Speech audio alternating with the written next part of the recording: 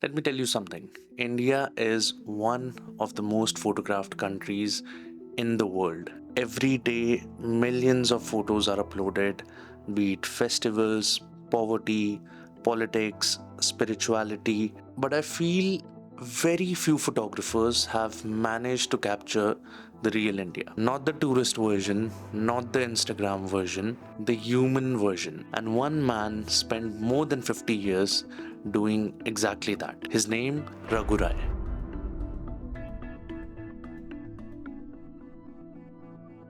A photographer whose work became so powerful that even the legendary Henri Cartier personally recommended him to join the Magnum Photos. But the question here is what made his photos so special? And why do his photos still feel more honest than most of the content we see today?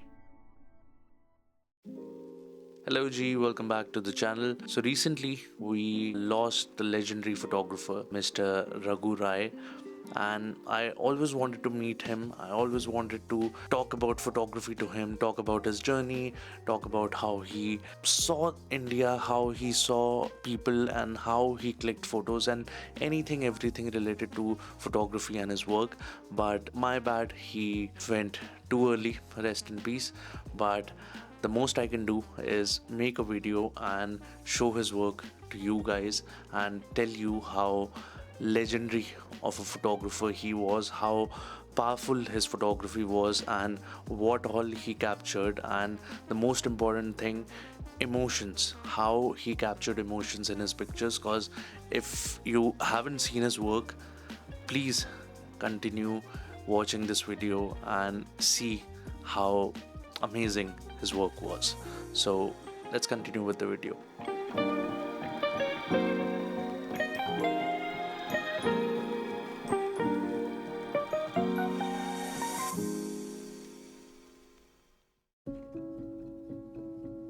When you make yourself available instinctively with mind, body, and soul, you present yourself and you connect with every inch of space.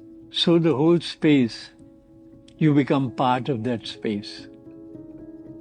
And the rhythm that is beating inside you, the space also acquires that rhythm and begins to play with you. And they create their own poetry or music.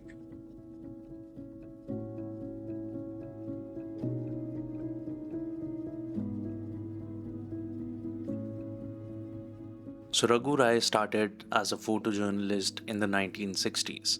At that time, India itself was changing rapidly. Cities were growing, politics was becoming more intense, poverty and inequality were visible everywhere. And unlike many photographers who focused only on famous people, Raghu Rai focused on ordinary India. Street vendors, workers, pilgrims, children, crowded railway station, anything, everything which had people in it. He photographed everyday life in a way that felt cinematic but completely real. And this became his biggest strength because Raghu Rai understood something very important.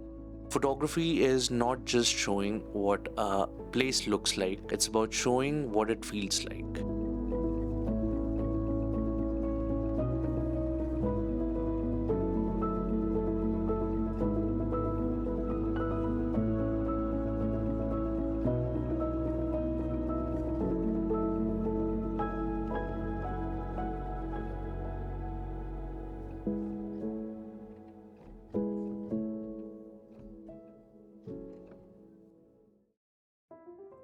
Now, if you look carefully at Raghu Rai's photos, they're full of chaos.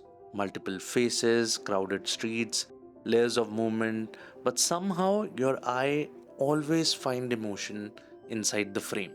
That's because he had an incredible understanding of timing. He would wait for the perfect human moment, a glance, a gesture, a moment of silence in the middle of noise. His style was influenced by Henri Cartier-Bresson and his idea of the decisive moment. But Raghu Rai adapted it specifically for India. And that's actually important because India is overwhelming. There's movement everywhere, yet his photographs never feel random. They actually feel alive.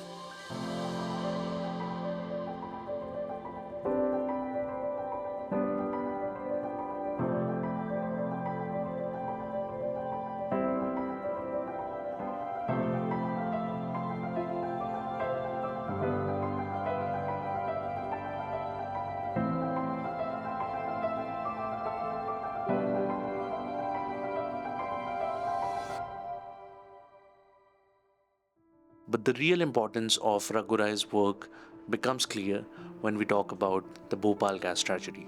In 1984, toxic gas leaked from a Union Carbide pesticide plant in Bhopal. Thousands died, many more suffered permanent health damage. It was one of the worst industrial disasters in history, and Raghu Rai documented its aftermath. His photographs were disturbing, painful, and impossible to ignore. One image in particular became globally famous, the photograph of a child buried in the ground after the disaster. And this is where photography became more than art. It becomes historical evidence because governments can hide reports, companies can avoid responsibilities, but powerful images stay in public memory forever. See, today we live in the age of content. Everyone is constantly taking photos and videos. But there's a major difference between content and documentation. Most modern photography is designed for attention. Bright colors, perfect edits, viral aesthetics. But Raghu Rai's photography was designed for observation. He actually wanted people to stop scrolling mentally and actually look at society, at inequality, at beauty, at suffering. And honestly speaking, that's actually becoming rare today.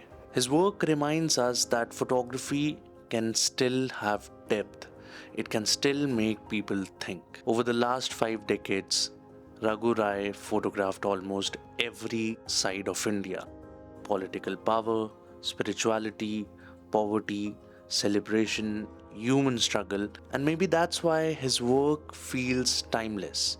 Because even though technology changes, human emotion does not. And let me tell you, his photographs are not important because they are beautiful. They're actually important because they are honest. And in today's world, honesty itself has become rare.